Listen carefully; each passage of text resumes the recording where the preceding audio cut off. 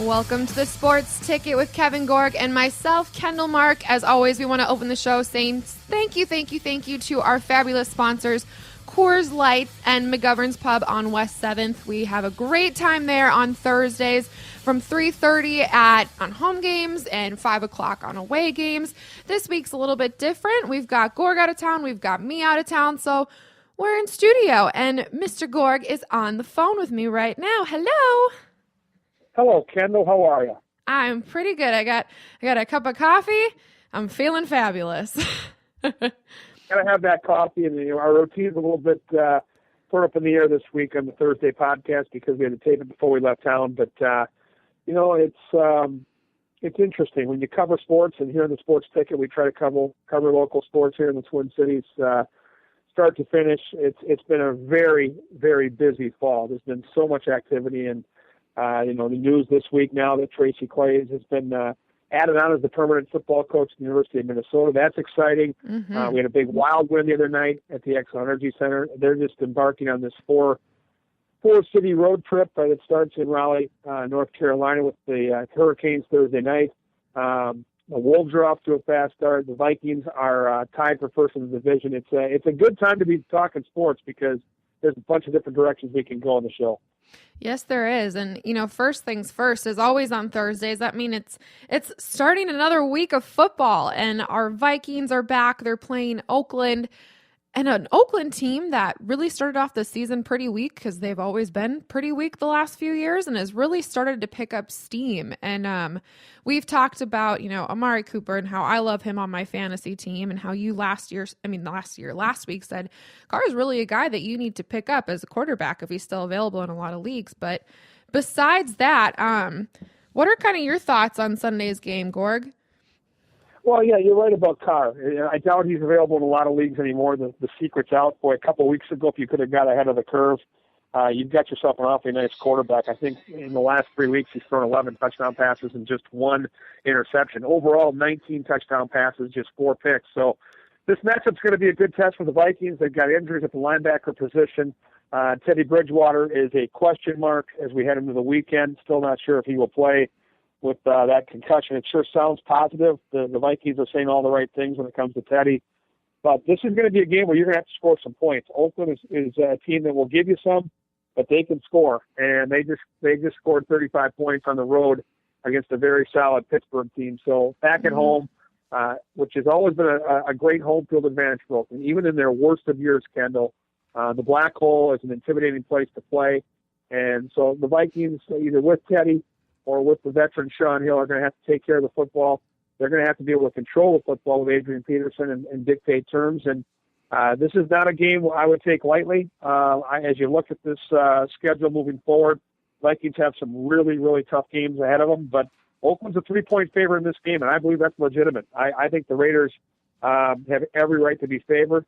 But the Vikings, to me, the way they're playing right now, and the contributions they're getting on the defensive side of the football from Linval Joseph and from that secondary should be, I think, the right recipe for slowing the Raiders down. But this is going to be a knockdown, drag-out game, and I think that in a lot of games like this, Kendall, where it's a 3-point spread or less, the team that wins the turnover battle wins the game. And that's how I see this game this weekend. If the Vikings take care of the football, they win the game, but I don't think it's going to be easy. Yeah, I think that with Oakland, I'm looking at just some of their scores in the last few games. Well, just this season in general. And yeah, they're usually in the upper 20s, low 30s. And those are numbers that the Vikings don't always hit because we're not a huge passing offense. And if you're not a huge passing offense, you don't get scores like that. You depend on your defense and you depend on your running back. And I think that Oakland's probably favored because Teddy's so questionable. And at the end of the day, it's like if he's not in, well, that really, really diminishes our chance of doing anything big, as you said, over there in the Black Hole. I think, like you, I guess I just agree. Everything's going to depend on how much we can stop some of those guys, like the Michael Crabtree, the Amari Cooper, that we can stop Carr from really getting into his rhythm.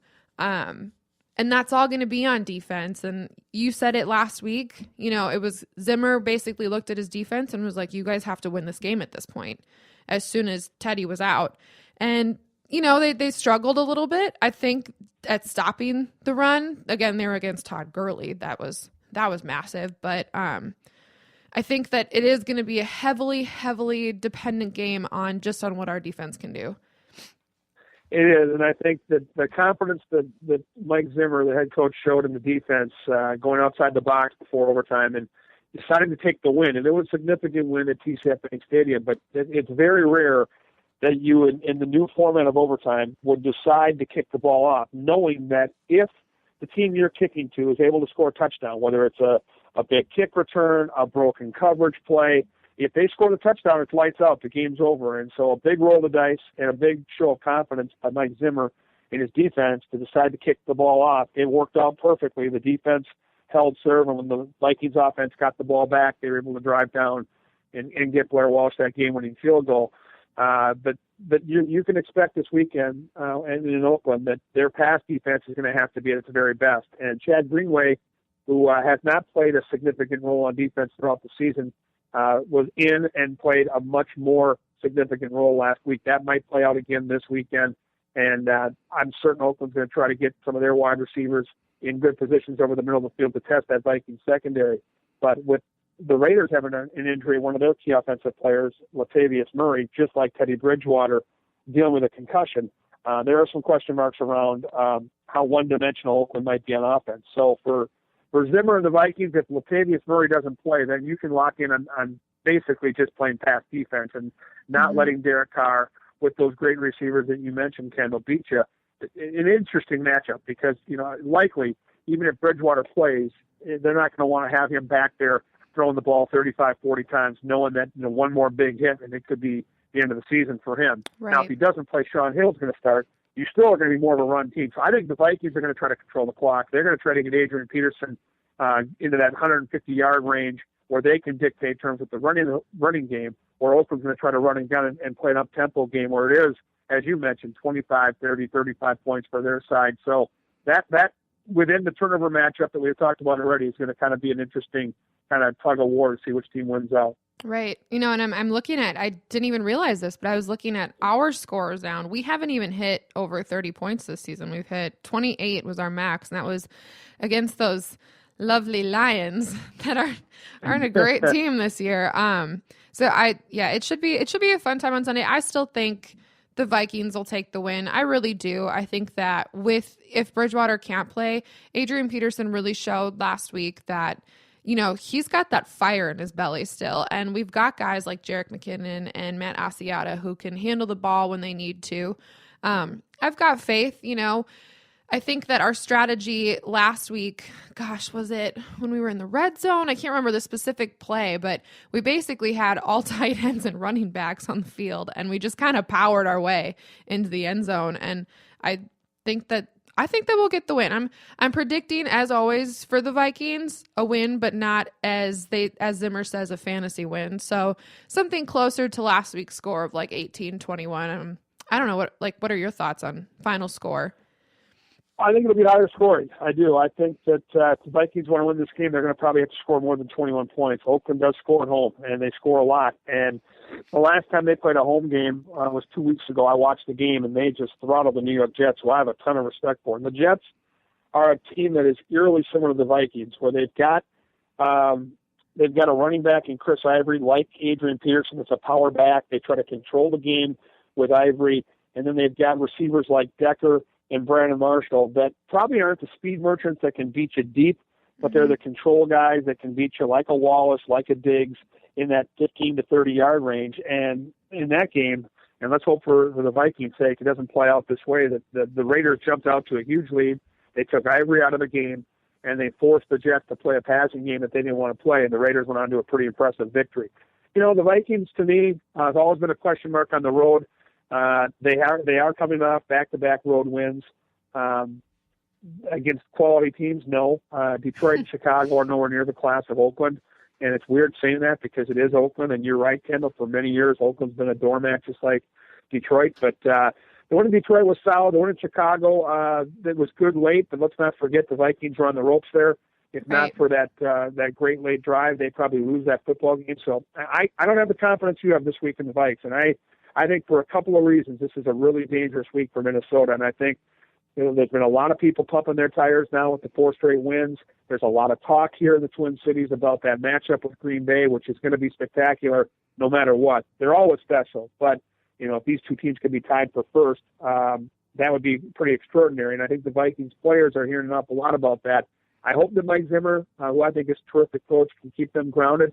But just part of me knowing the dynamics of athletics and how this works when a team kind of has things going their way and maybe has a team on the schedule in front of them in Oakland that doesn't have the attention that maybe Green Bay does. I look at that peekaboo factor where I kind of think the Vikings might be looking ahead. I think Vegas has this thing right. I think it's going to be a really, really close game. Do I think the Vikings can win? Absolutely.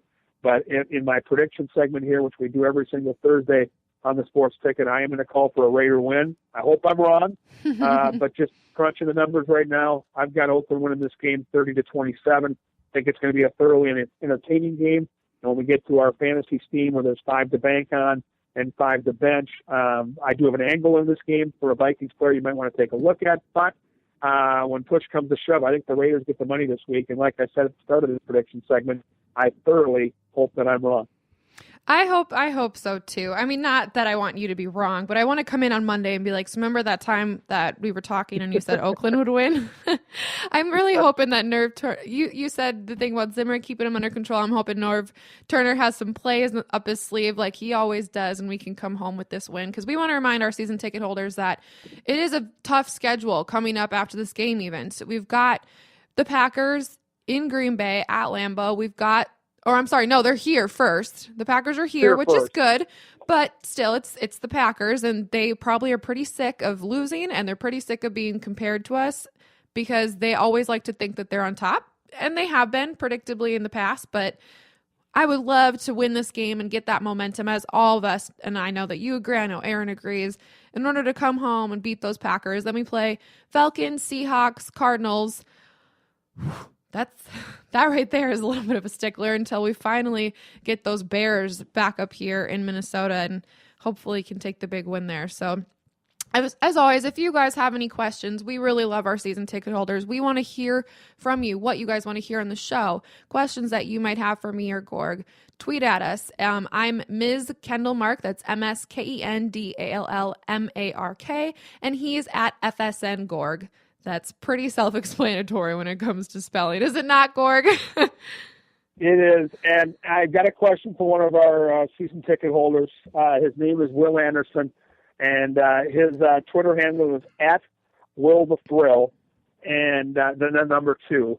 And he asked via Twitter to me this morning, he wanted to know what is the win number, the magic number that the Vikings need to get to assure themselves and their fans that they're going to be in the playoffs this year. And so I got the question sent to me about an hour ago. I'm certain that, as you look at the schedule you just mentioned, it doesn't get very easy here with a tough game at Oakland and then the gauntlet with a couple of Green Bay games, Seattle, Atlanta, Arizona. This is going to be a tough stretch for the Vikes. But the good news is they put some wins in the bank. They're at 6-2. And as I look at the landscape throughout the NFC and look at potential wild card positions, because I still think if it plays out the way it should, Green Bay likely gets to 13 wins, maybe 12 if they stumble a couple more times down the stretch. But the Vikings, to me, need to get to 10, Will, the number is 10. And that means you need to go 4-4 here in your last 8, which doesn't sound like it's that much, too difficult after going 6-2 the first half. But the second half is a far tougher schedule. So that's why this week's game is so critical. You find a way to win this game, and you come home and beat Green Bay, and you're at 8-2. Then it gets to be easy street. Then you start thinking about a division title. But to get in the playoffs, for me, for the Vikings to feel comfortable at the end of the year, 10 wins is the minimum. 11 would be nice, and they've got a couple things going for them right now. Vikings are 3-0 inside the division, and they're 4-1 inside the NFC conference. So you've got some tiebreakers on your side. But to me, this is a big swing game. And like I said, if the Vikings can somehow, some way, come back to TCF Bank in a week playing for first place, this town will be abuzz. That stadium will be rocking. And even though Green Bay likely will be a small favorite in that game, the Vikings will be on a 5-game win streak. And that would be a tough situation to buck when you're looking at a home team playing outdoors against Green Bay with all that momentum. So 10 wins is the answer for one of our season ticket holders for the Vikes to get in. 10 wins. And, last week I was complaining about on my NFL mobile app how the Vikings weren't above the Packers. You remember that?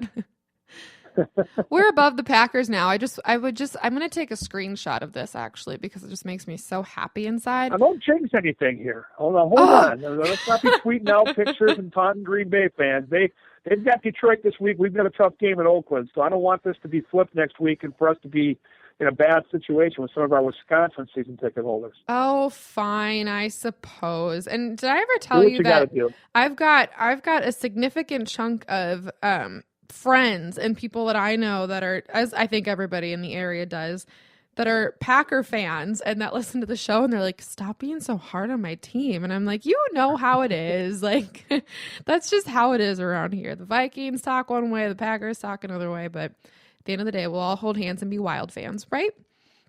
Correct. Before we get into the Wild segment, everybody, and I am including myself in this, love your 5 picks for fantasy football. I want to hear all about them. All right, well, let's start with the bad news for folks out there. If you've got these guys on your roster, you may want to think about heading a different direction. There's one big name on my 5 to bench that I can't believe I wrote that down this morning, but I'm going with it. 5 players you need to bench this week in fantasy football. We'll start with the local angle, Larry Fitzgerald. He's having a great year with the Arizona Cardinals, but they play at Seattle this weekend. Seattle defense, specifically at home, is elite. And number one, I don't see that being a high-scoring game. Number 2, I don't see Carson Palmer throwing multiple touchdown passes in this football game. So if you got Palmer or Fitzgerald, I do think this is a bench situation. They'll be great the rest of the way, but most times when you're heading to Seattle, you don't want a receiver or a quarterback that you're going to depend on. The next one is a quarterback that, even though he doesn't put up the giant numbers every week, he's on a lot of rosters right now. He's coming off a fairly impressive game on the spotlight of Monday Night Football. That's Jay Cutler, who goes to St. Louis. And I just think that St. Louis defense, dirty or not, in their own crib, in that loud building at home, is going to be a difficult place for Jay Cutler and the Bears. It's a short week for them to get ready. Teams that win on Monday night, that next week, if they play a quality team, it's a death sentence. I think the Bears get throttled. I think Jay Cutler is a quarterback you want to avoid in daily fantasy for certain. You've got him on your roster. You're going to want to have another quarterback in line. We'll get to a couple of quarterbacks that I know are available right now in our 5 to bank on. Eddie Lacy, guys. Eddie Lacy, we've been talking about here. Kendall, I think 3 of the last 4 weeks he's been on my bench list. And I hope people are listening because this guy's turning into one of the biggest busts in fantasy football this year. Last week, 10 yards and a fumble. And this is a guy, and we've talked about this, Kendall, that went in either the first or the second round in almost everybody's fantasy draft. If you've got Eddie Lacy right now, number 1, you don't want him on your starting roster. Number 2, if you can trade him, sucker somebody into the name, one of those Packer fans that's maybe already hitting the paint thinner for the big game this weekend against the Lions, and get rid of Eddie Lacy. He is a total stiff. I hope you don't have Lacy on your roster, Kendall. Heck no, I just picked up Starks, actually. I'm going to ask you about that when you're all done. Yeah, and then since you just brought it up now, I've got Starks on my roster, and he is starting this week for me. I think that Starks will get the lion's share of the carries. Lacy is still a question mark as far as his health goes. They're calling it a thigh injury. He's just slow right now, and he's not protecting the football. And Green Bay, I think, is a frustrated football team that sees themselves tied to the division lead, playing a hapless Detroit team. And if you've got Starks on your roster, or if you can go get Starks off the waiver wire, yeah, absolutely, Kendall, you're on the right track there. Now, here's the big name on the list that I'm a little surprised I wrote this down, but I'm sticking to my guns here. Antonio Brown. This guy just reinvented the receiving record last week, 284 yards out of Pittsburgh. Just a brilliant performance with his nookie blankie. His nookie blankie has always been quarterback Ben Roethlisberger. When those two are together, for whatever reason, I mean, they put 2 and 3 guys on Antonio Brown. He cannot be stopped. But you take this quarterback away, and we've seen it already this season rear its head, and he's not the same receiver. And so for daily fantasy, he's going to be one of the most expensive, if not the most expensive receiver if you play daily fantasy. And I love the guy. And when Roethlisberger comes back, he's almost a must-use. But this week, if you've got him on your roster, tread lightly. That Cleveland defense is legit. The over-under in Vegas on this football game is 41.5. There are some question marks about the weather. If ever you're going to sit Antonio Brown, this is the week, but this is more for the daily fantasy fans out there. With the salary price that you have to pay to get a guy like Antonio Brown, there are much better options this week for you, so avoid him. And then tight end, Jordan Cameron of Miami. Philadelphia's defense is at home. They're locked down. Avoid him. And those are my 5 players to bench this week in fantasy football, Miss Kendall. Nice. I was so excited. I won last week, and not only did I win, but I won the whole league. It was really, yes, I had 143 points, I think. A huge part of that was Bennett. He got me 19 points last week alone. Martellus Bennett. I know. So I'm watching the game, with my Bears fan boyfriend, and whatever. I like I said, the Bears are my second-hand team, so I'm watching with interest, but not super devoted. But every time Bennett would get the ball, I'd be like, "Yeah!" I get so excited. It was pretty funny. I'm projected to win this week. Like I said, I picked up Starks. I'm putting him in with DeMarco Murray and hoping DeMarco Murray. I don't think he'll have an explosive game like he had last week. That kind of pressure going against Dallas, going against, your old home team was big. But he marked up 27 points. I can't be upset about that. And got Andy Dalton in again. I had Fitzgerald in, but now I'm second guessing that judgment of mine. I might put in my only other wide receiver, though, would be Nate Washington. I just picked up from Houston because he's been doing, there's nobody to pick up at this point. And he had a huge game at Miami and then a pretty big game with Tennessee. So I might switch him out with Fitzy. What do you think? Well, I don't mind that because the Texans are playing the Monday night game. It's always good to have a guy Monday night just in case. And, you need a bailout late. You're down a couple of points. And it's very difficult to bench Larry Fitzgerald for a guy like Nate Washington just on the thought of it alone. It doesn't make a lot of sense just when you rattle it off your tongue. But when you break down the matchups, even though the Texans have a hard matchup at Cincinnati, they will be throwing the football. They don't have much of a running game.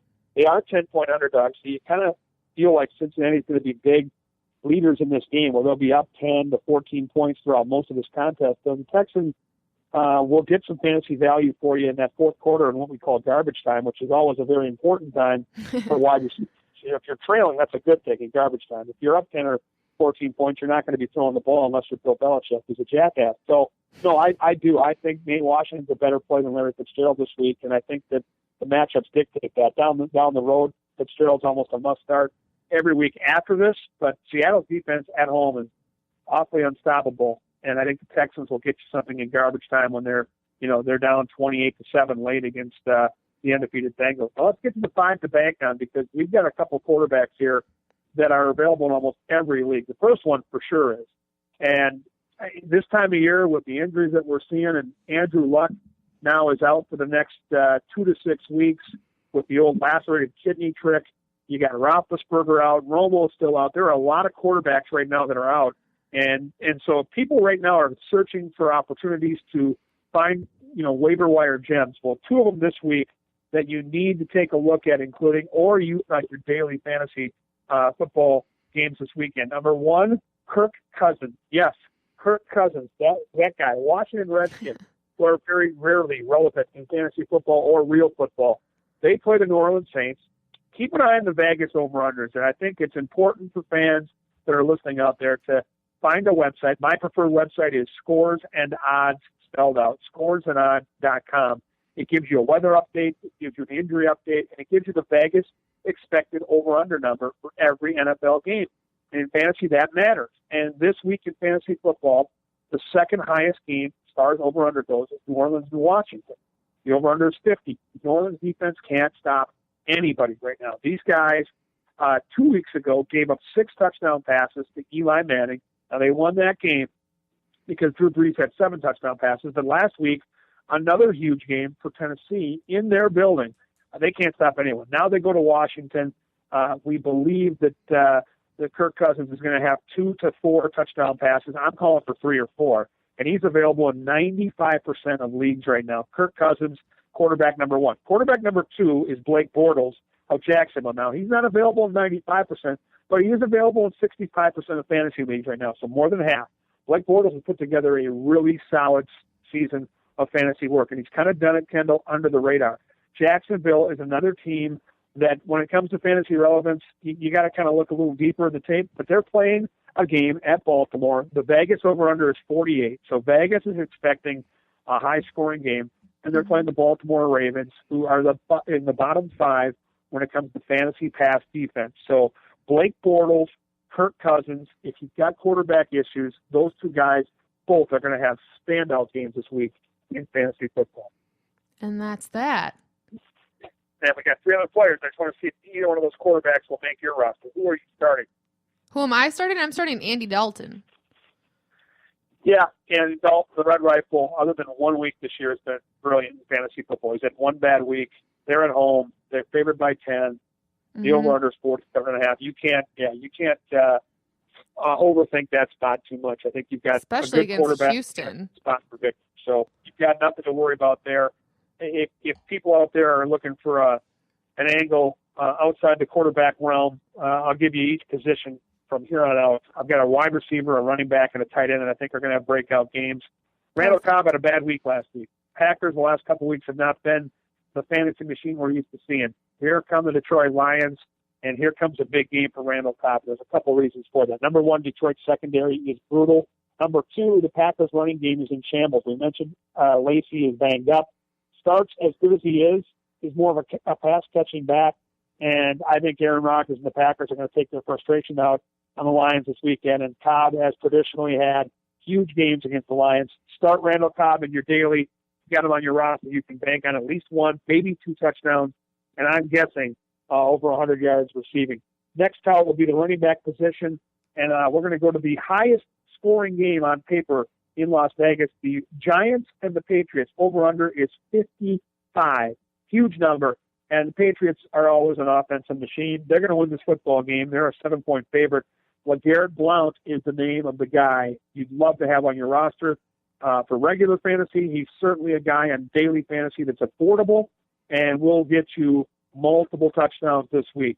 Now, Deion Lewis is out. He's out for the rest of the season. The other players that they have are White and Bolden, both more pass-catching guys. Every time the Patriots get in the red zone, and they're going to get in that red zone a lot against the Giants defense that has struggled, LeGarrette Blount's going to get plenty of looks.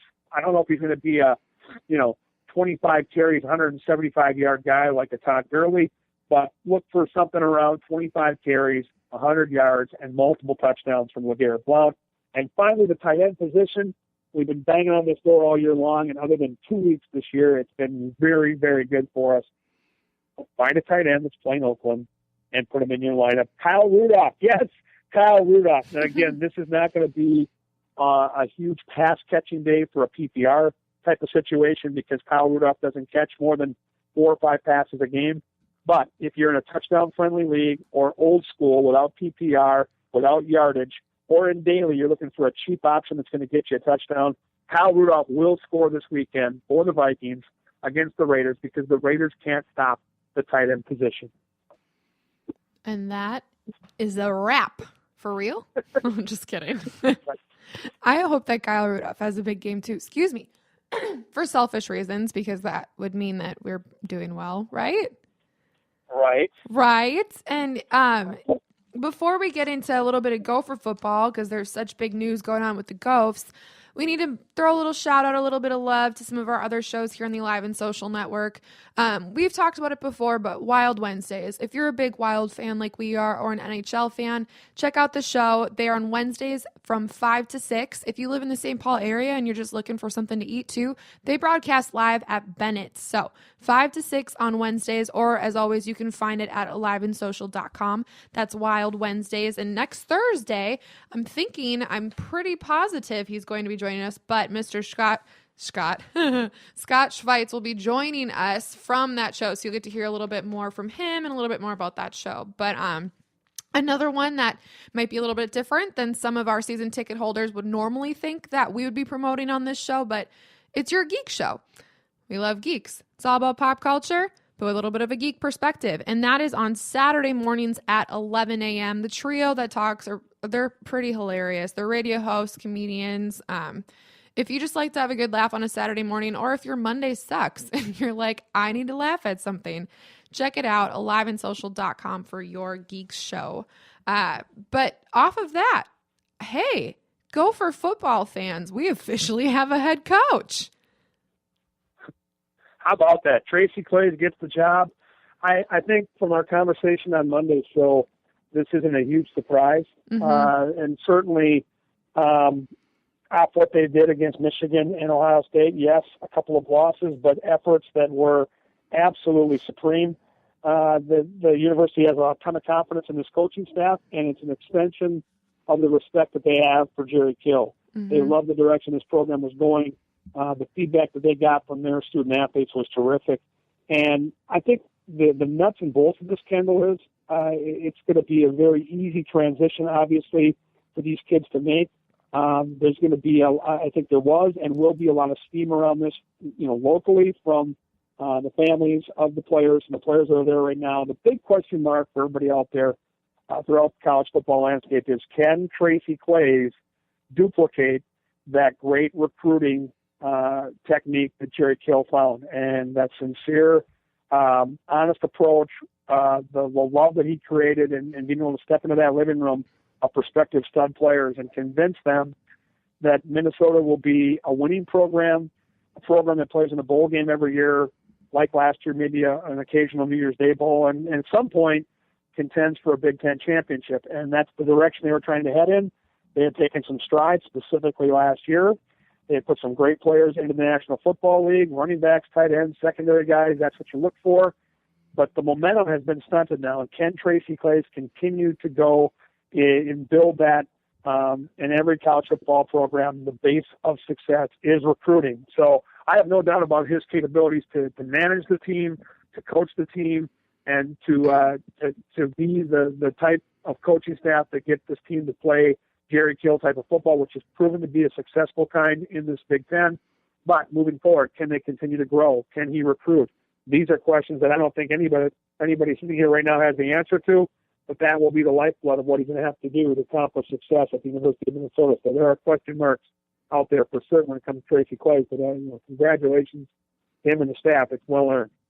Yeah, I agree. Congratulations to them. And a big, interesting perspective that I've heard recently, too, that I didn't really think of was a thing that Coach Kill had done. He really put it on his players to get up their GPAs and really work hard in actual school, because life isn't all about football. Even if you make it into the NFL, you have a life after football. By the age of 35, you got to find a job, And so I'm hoping that just from somebody who, and I know that a lot of people, especially in Minnesota, would agree that education is just so important. And I would hope that that's something that he can keep up with, and that can entice maybe players that are like, if I can play at Minnesota, I could play anywhere in the Big Ten. Well, we think that this is important, and hopefully their parents think that that's important and want to send them here too. But big game against Iowa this weekend.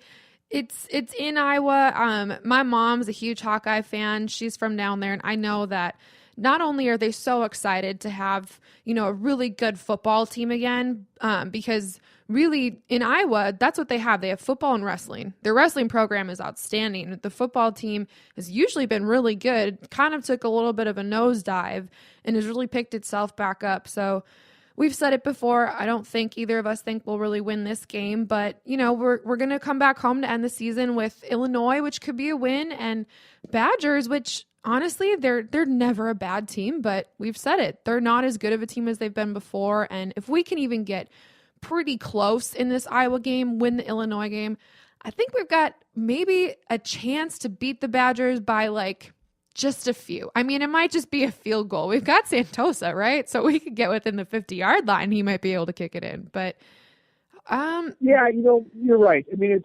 it's trying to make a bowl right now would be what Gopher fans are hoping for.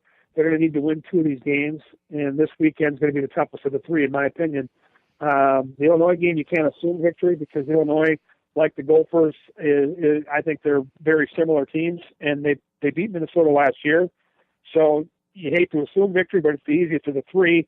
And the swing game is probably the game at the end of the year against the Badgers. And let's be honest, Minnesota's due some luck in that series. To me, this week, you're not as big an underdog as you were last week. I mean, last week they were 24-point underdogs at Ohio State, and lo and behold, with 5 minutes to go in that game. The Gophers were then 21-14. How they were there, I don't think anybody knows. I mean, this is a Gopher football team that ran the ball 26 times in that Ohio State game and gained 33 yards. That's barely over a yard per carry, and it doesn't get any easier this week. Iowa's undefeated. They have a rock star defense. This is going to be another game where it's going to be difficult for Minnesota to kind of dictate terms. The only way the Gophers can win this game is if they turn Iowa over. They're not good enough man-on-man to beat this team fair and square. You're going to have to force turnovers. You're going to have to block a punt. You're going to have to do something outside the box to win this game. And Iowa just doesn't give you that much. And they're a very, very sound defensive team. Right now, Iowa's thinking national championship. When you're undefeated this late in the right? year, Kendall, you got a chance to be in that Final Four. And this is an unbelievable season for Iowa. You mentioned it. The last couple of years, they had kind of taken a little bit of a dip. But under Ferentz, they've always been a great team. He's a great coach. And that's always been a tough place to play. So I'm intrigued by what Minnesota brings to the table. There should be some momentum off the way they played at Ohio State. They should certainly feel some confidence that they played the number one team in the country or one of the best teams in Ohio State. Such a good game. But this, to me, looks like a very, very tough spot for victory just because I cannot see Minnesota moving the ball with any sense of regularity. So they're going to have to get some big turnovers, some big defensive plays to maybe put Iowa in a bad spot and maybe put some pressure on the Hawkeyes because everybody's assuming Iowa's going to cruise in this game. They're a 12.5-point favorite. And the longer you can hang around, and the neat thing is Iowa doesn't blow anybody out. They just kind of grind you down with their defense and their running game. You can hang around and get a couple of turnovers, and it's tight into the fourth quarter. That always favors the underdog because the pressure then solely switches to the team that's supposed to win. Right. So that game is Gophers at Iowa. It'll be Saturday at 7 p.m. I'm pretty excited about that because I'll be flying in about 5 o'clock on Saturday so I can actually watch the football game. But that's not as great for you because you will be on the road for a 7 p.m. game against the Stars. Tell us a little bit about this wild road trip. I mean, wild because it's long and wild because it's the team. What are kind of your thoughts on the next 4 games? Well, it's a difficult trip, right? I mean, you've been home now, and the Wild have piled up the home wins. They're 7-1 in St. Paul, but now you get 4 tough games. And Carolina, of the 4, which starts this 4-game trip on Thursday, is the easiest. But right now, Dallas is the hottest team in hockey. They're rolling right now. They're the top team in the division. And then you get Pittsburgh with Sidney Crosby and Kenny Malkin and all those great weapons on next Tuesday, and then you go to Boston to play the Bruins. And after a slow start, the Bruins have built some momentum to their season. So the way you look at the road right now, Kendall, for the Wild, if you're going to continue to be a dominant team at home, which they have been, you just try to split these games on the road. So for me, a good road trip for Mike Yo's hockey team, especially without Zach Parise on at least the front end of the trip, it's trying to go 2-2. And to me, the swing game is the Carolina game. They're a team that's struggling right now. They just got shut out when they played the Rangers on Tuesday night against Henrik Lundqvist. They're not scoring a bunch of goals. And the Wild have always had success against Carolina. They won down in this building last year. So you get that first game in your pocket, and then you just have to go 1-2 to split this road trip. But to me, the Wild right now are getting a ton of production from a ton of different places. I mean, you're getting fourth-line guys scoring goals. We had Eric Howla and Chris Porter score on Tuesday night. The Mikko Koivu line with Niederreiter and Zucker has really kind of become their number one line. And when Zach Parise gets back in the lineup, and we think he'll be back sometime in the next, hopefully, week to 2, you've got that line with Townsville and Granlund that was thought to be our number one line coming into the season and should still be able to score plenty of goals. So I like the fact they've got 3 and sometimes 4 lines scoring. I like the fact that Devin Dubnyk has really kind of elevated his game here in the last couple of starts, and he was kind of hit or miss here at the start of the year, and now he's rolling. So I like the club. I like the way they're playing. They're able to overcome injury.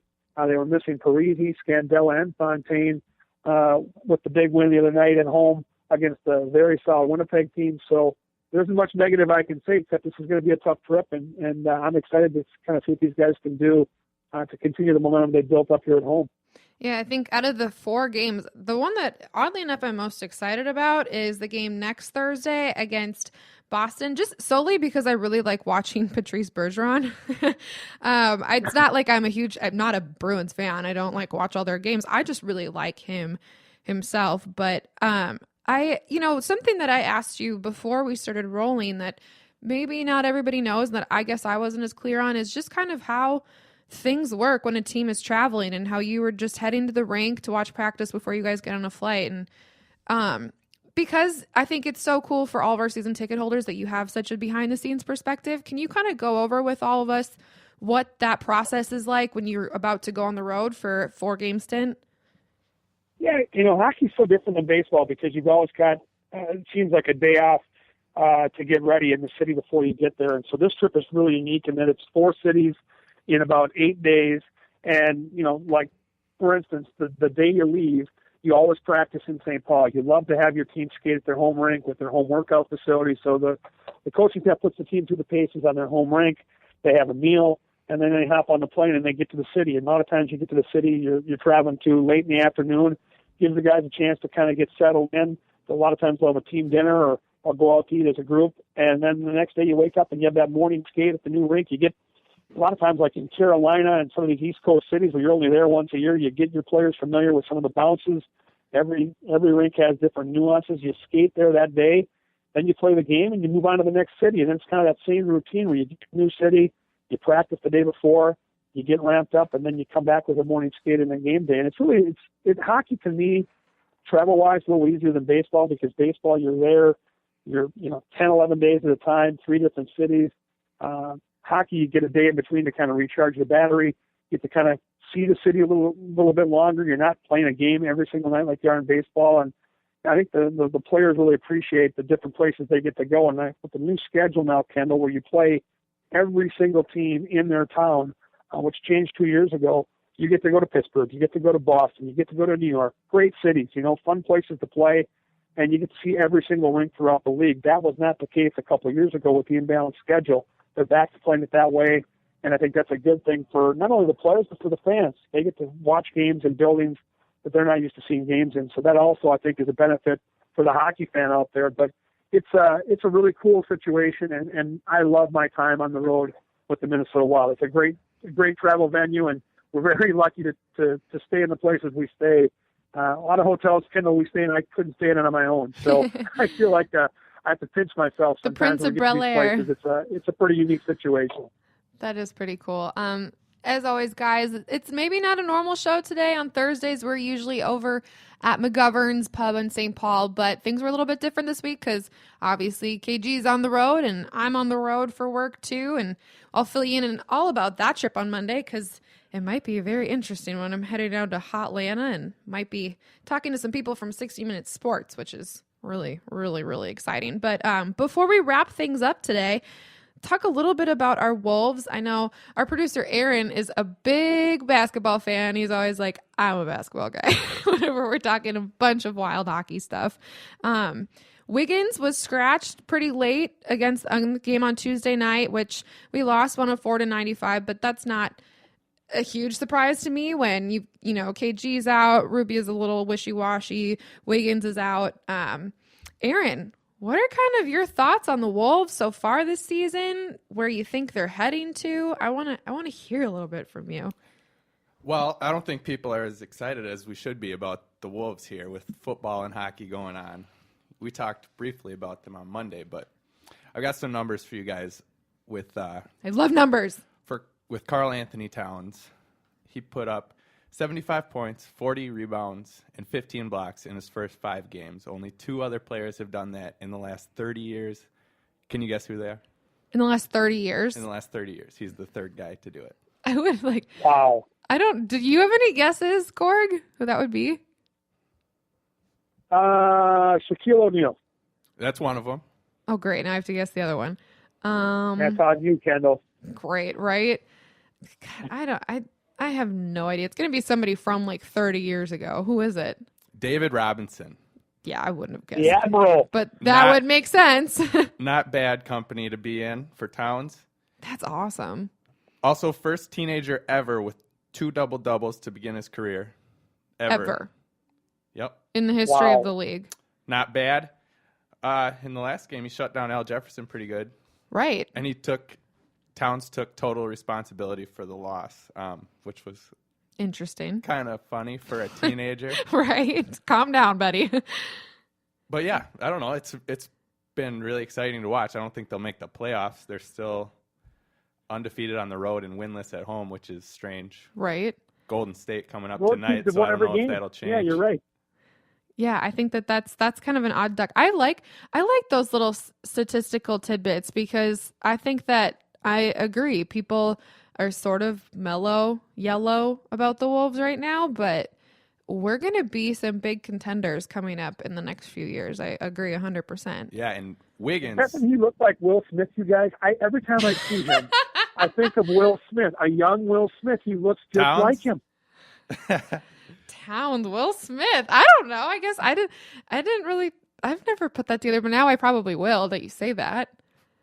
Check it out. I'm not kidding you. I see a highlight reel. I was lucky enough to interview him at Target Field late in the season. He was there with his family. Could not have been a nicer guy, but he does. He looks like Will Smith, and he is a rock star on the court. So, I do think that Kendall's right. This probably isn't a playoff team this year, but Aaron, you're a big Wolves fan. You got to feel like in the next 2 to 3 years that they're going to take some giant leaps here. They got young players that are all kind of coming of age at the same time. I can't believe that Love deal worked out. We got this kid Wiggins, and you could see last night clearly against Charlotte they missed him and missed the offense he can bring to the table. But with Wiggins, with Towns, with Levine, the core that they've got right now of young talent, this is going to be a playoff team probably in 2 years, and that's exciting.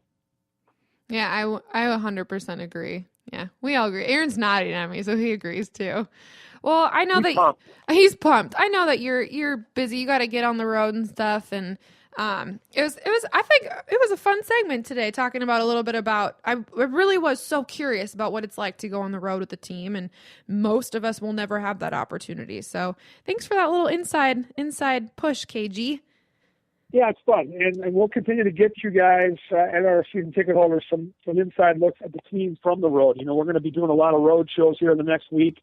I'll be traveling throughout, and we'll try to get you some insight. We'll try to get some steam on the Zach Parise injury and maybe his progress, and find out if the Wild have pinpointed a date or a game for him to return. And we're all season long here on the ticket, Mondays and Thursdays when we have our podcast.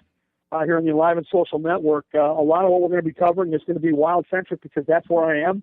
I'm on the road with the team, and at some point we'll try to get you some insight you can't get anywhere else, and that's kind of the point of the show. We hope the fantasy football team helps the listeners this week with our 5 to bench and 5 to bank on. Most importantly, we hope my prediction that the Raiders beat the Vikings is completely wrong, and Kendall can throw it in my face on Monday's show when we get back together for the sports ticket. Yes, sir. I hope so. Again, thank you guys so much. We absolutely, totally 100% love and appreciate all of our season ticket holders. If you guys love our show, tell your friends about it, tweet at us at FSN Gorg and at Ms. Kendall Mark. Thank you to Coors Light and McGovern's on 7th Street in St. Paul. We will see you guys on Monday at 4 o'clock for the sports ticket.